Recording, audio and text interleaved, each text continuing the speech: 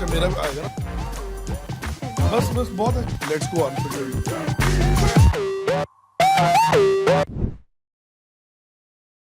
Gaurav, in episode 6, CFOs have sent 3 sharp high-stakes questions again. Are you ready to go unfiltered once more? yes let's go unfiltered today Okay, let's get started. Gaurav, if we adopt renewable energy now, what if the electricity charges in our state suddenly crash after 2 years? Will our renewable energy contract become more expensive than Discom?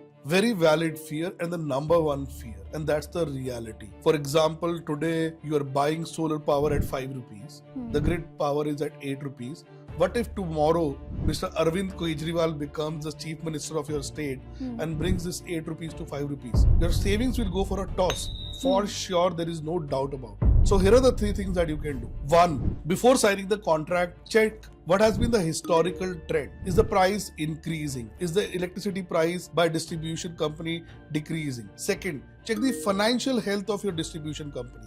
Are they making money at the price they're selling power at? Or are they bleeding money? If they're bleeding money, the power price will definitely go up. And third, for you to protect your downside, this is called as Ramban, you should negotiate a minimum saving guarantee clause in your PPA, which means at any point of time, you're not getting this minimum saving guarantee, which means, let's say, whatever 20 paisa, 1 rupee, 20%, 10%, whatever you negotiate, then you should have right to terminate the PPA and take your equity back. So these are 3 critical steps that you can follow because your savings is at risk if the grid tariff falls tomorrow. Gaurav, every developer claims 25-year stability, but how do we actually check whether the developer will survive even the next 5 years? Absolutely correct. So PPA is like shadi. And if you're marrying someone, you should do thorough check.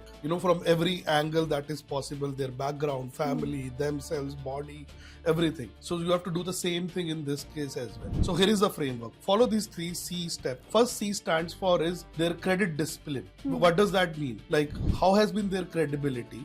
What are the funds that they have raised recently? What is their debt equity ratio? What is the net worth do they have? Do they have money to even set a project to serve you? What kind of credit rating that they have? So do thorough check related to credit. Second C stands for their client track records. Who are the 5, 7, 10 customers with whom they have signed PPA? What sort of credit rating they have? Speak to their procurement heads, speak to their CFOs and get the feedback. Third is client delivery. Whether they have delivered to the projects where they have committed.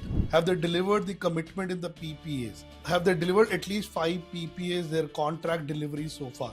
So once you have done these 3 C's, which are absolutely non-negotiable, you will have some surety that this developer is going to survive for a long term. But the real mantra is keep continuing these checks every year if you want to partner with a 25-year strong partner. So marriage is one time, but the checks has to be done every year. Gaurav, we want to go renewable, but our boards keep delaying the decision. What is the one signal that tells us it's the right time to move? So there are 2 questions in one question. You need to understand why board delays.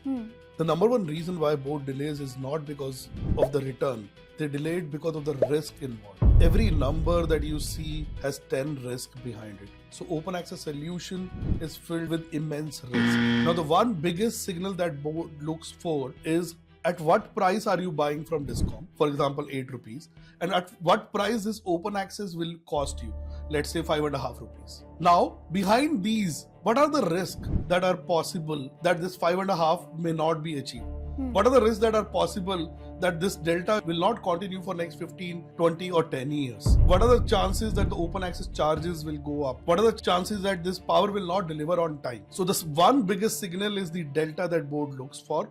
And second biggest signal that they look is your conviction to convince them whether all the risks which are there in this open access solution gets mitigated. And that's where when you're procuring a open access solution, you have to ensure that all the risk related to solution, developer, terms, delivery gets completely thrashed out.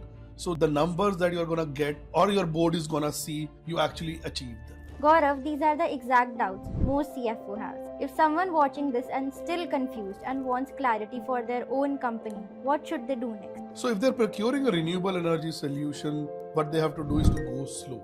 because it is filled with risk, as I just explained. First thing is to go slow. Second, if you are not able to cover their questions in the episodes, then they should drop those questions in the comment box below. Me and my team will pick it up and cover in the upcoming Unfiltered series, and I'm making a commitment that will give a full clarity with our experience so that these CFOs, these corporates take the right step. Third, if they are not able to wait for that time, then I'm dropping a link in my comment box below, which is to book a one-on-one consulting call with us. This will be a 1 hour to 45-minute consulting call, wherein we are going to break down their renewable energy requirement. We're going to understand how much is going to cost for them to go to renewable energy, what is their discom cost, how much money they can save, and how can they convince their board. Trust me, this call is going to give them 10x value. So they can go on the link and I will meet them one-to-one in that meeting.